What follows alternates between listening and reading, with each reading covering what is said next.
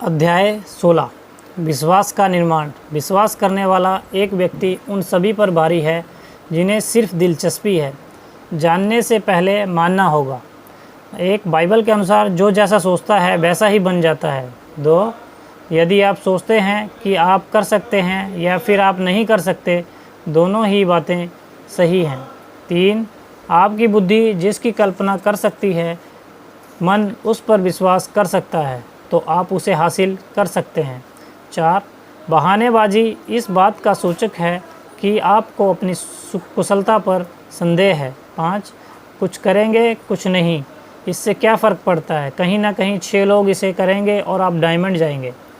6 इस व्यवसाय को समझने के लिए इसे जीना पड़ता है। 7 दिल से किया जाए तो कोई भी काम कठिन नहीं लगता। अविश्वास के साथ ईश्वर की शरण में जाओगे तो कुछ भी ना मिलेगा। विश्वास हमें यकीन दिलाता है कि आने वाला कल और भी बेहतर होगा।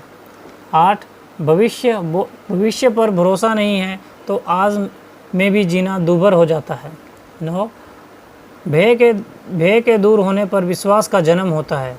10 सिस्टम पर विश्वास रखें, ये आपकी सफलता की गति को बढ़ाने में सहायक सिद्ध होगा।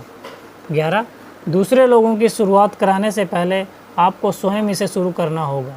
12 दूरदृष्टि, सादगी और सरलता के साथ आगे बढ़ते रहें। 13 बाइबल में लिखा है, सुनने और पढ़ने से विश्वास बढ़ता है।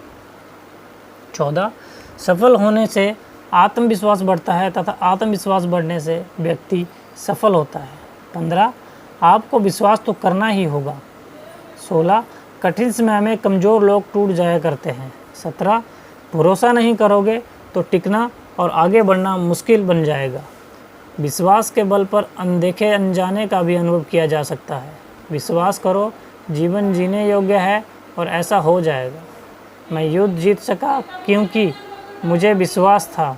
वचन, मैं स्वयं में, इस व्यवसाय में तथा एजुकेशन सिस्टम पर भरोसा करूंगा।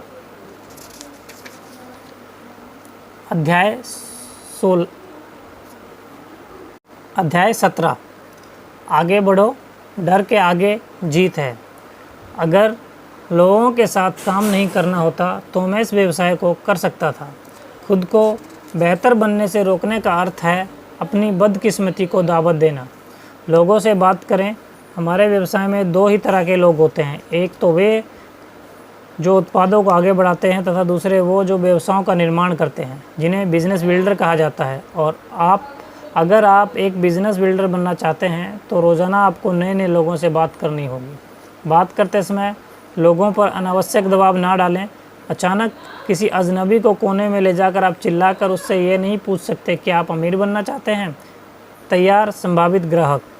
नए लोगों से बात करते समय आपको एकमात्र उद्देश्य होना चाहिए, उनसे आपका परिचय, उन्हें भरोसा दिलाना कि हम मित्र हैं, विश्वास बनाना तथा बिजनेस कार्ड्स एवं फ़ोन नंबर्स का आदान प्रदान करना ताकि 1-2 हफ्ते के अंदर उन्हें पुनः स्थापित किया जा सके।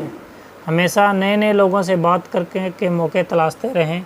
बैंकों की कतार में, बच्चों के स्कूल के स्वागत कक्ष में, क्लिनिक के प्रतीक्षालय में, वकील के यहाँ, मंदिरों अथवा गिरजाघरों में। लोगों से क्या कहें। यदि आप नहीं जानते कि लोगों से क्या कहा जाए तो form, family, occupation, recreation and money विधि का प्रयोग करें। याद रखें, लोगों से बातचीत तथा सवाल जवाबों का एकमात्र उद्देश्य है उनका साक्षात्कार तथा इस बात का पता लगाना कि क्या वे आपके बिजनेस सहयोगी बनने के लायक भी हैं या नहीं। क्या आप मानसिक रूप से अस्वस्थ, कड़वे और नकारात्मक सोच वाले लोगों को प्लान दिखाना पसंद करेंगे? मैं तो बिल्कुल नहीं। अधिक जानकारी के लिए भाग 4 योग्यता की जांच का अध्ययन अवश्य करें। इसमें दिए गए सवालों के द्वारा आप कठोर से कठोर संभावित ग्राहक तक को पिघला सकते हैं। और अधिक जानकारी प्राप्त करने के लिए हमारी इस पुस्तक network marketing IBO field guide का अध्ययन करें, अवश्य करें। फॉर्म विधि वाले सवाल। फैमिली, घर परिवार। क्या आप शादीशुदा विवाहित हैं? शादी को कितना समय हो गया है? आपके जीवन साथी का नाम जान सकता हूँ? 2 आपके कितने बच्चे हैं? उनके क्या नाम हैं? उनकी उम्र कितनी है? वो आपको काफ़ी व्यस्त रखते हैं? 3 आप कहाँ के रहने वाले हैं? यहाँ कितने वर्षों से रह रहे हैं? आपका बचपन कहाँ गुजरा? 4 यहाँ आप कहाँ रहते हैं? क्या आपको वो जगह पसंद है या कहीं और शिफ्ट होने के बारे में सोच रहे हैं? ऑक्यूपेशन नौकरी अथवा व्यवसाय। 1. आप क्या काम करते हैं?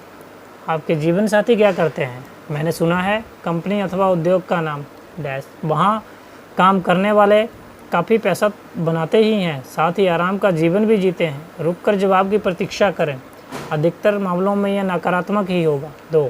आप कितने वर्षों से काम कर रहे हैं? आपने इसे ही क्यों चुना? 3. आपको ये काफ़ी पसंद होगा नहीं? 4. क्या आपने कभी कुछ और करने के बारे में सोचा है, जैसे कि खुद का बिजनेस? 5. क्या आपके व्यवसाय पर कभी मंदी का असर पड़ा है? रिक्रेशन मन बहलाव। 1. मनोरंजन के लिए आप क्या करते हैं? 2. आपके शौक रुचि क्या है? तैराकी, मछली पकड़ना, शिकार खेलना, घुड़सवारी, गोल्फ खेलना, फुटबॉल खेलना, किताबें पढ़ना, सैर सपाटा। 3. छुट्टियां मनाने आप कहाँ जाना पसंद करते हैं? इस वर्ष छुट्टियों में कहाँ जाने की योजना है?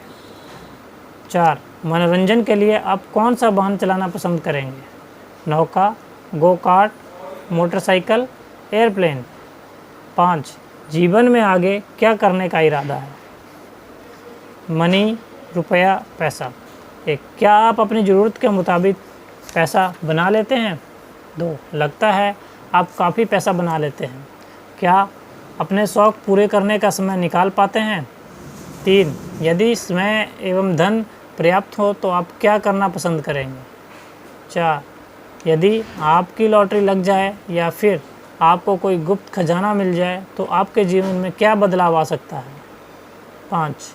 क्या आपने अतिरिक्त आय बनाने में किसी अन्य साधन के बारे में कभी सोचा है? 6. वर्तमान व्यवसाय के द्वारा क्या आपके सभी सपने पूरे हो सकते हैं? नोट: सवाल जवाब करते समय पूर्णतः सहज रखें और मुस्कुराते रहें।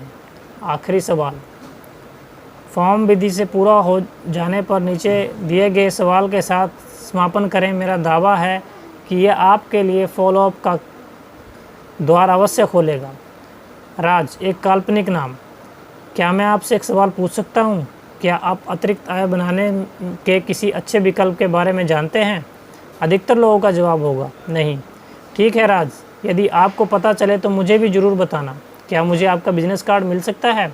यदि उसके पास बिजनेस कार्ड नहीं हो तो उसको अपना फ़ोन नंबर या अन्य वितरण अपने पास नोट कर लें तथा ये कहते हुए उन्हें अपना बिजनेस कार्ड दें। ठीक है राज, आपसे बात करके अच्छा लगा। ये मेरा बिजनेस कार्ड है, इस पर मेरा नंबर लिखा है। ज़रूरत पड़ने पर आप मुझे कभी भी याद कर सकते हैं या फिर मिलेंगे।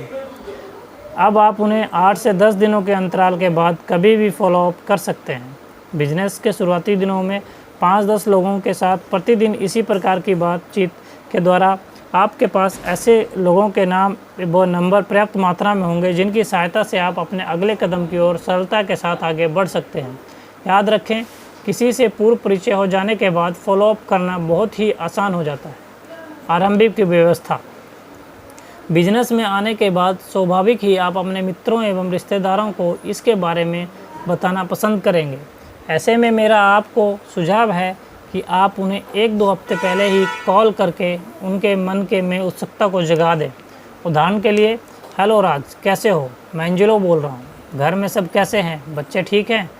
सुनो राज, अभी मैं थोड़ा जल्दी में हूँ, ज़रूरी काम से मुझे बाहर जाना है, परंतु मैं तुम्हें बताना चाह रहा था कि हाल ही में मैंने एक ज़बरदस्त बिजनेस प्रोजेक्ट देखा है जिसमें बहुत सारा पैसा बनाया जा सकता है। मैं तुमसे पूछना चाहता हूँ कि क्या तुम भी समय निकाल कर इसे देखना पसंद करोगे?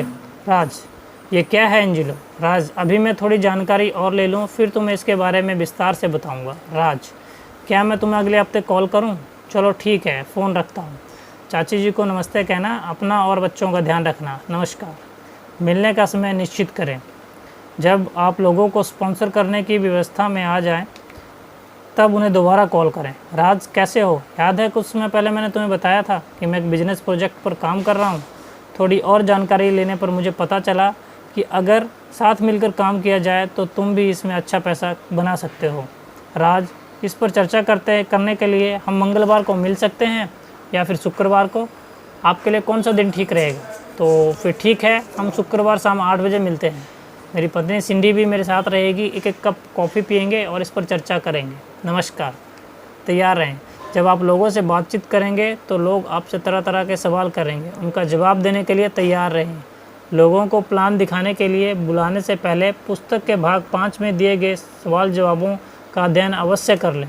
वचन: लोगों के सवालों के सही जवाब देने के लिए मैं अध्याय का अभ्यास करूंगा ताकि सही हाव भाव और पूरे विश्वास के साथ प्लान दिखा सकूं।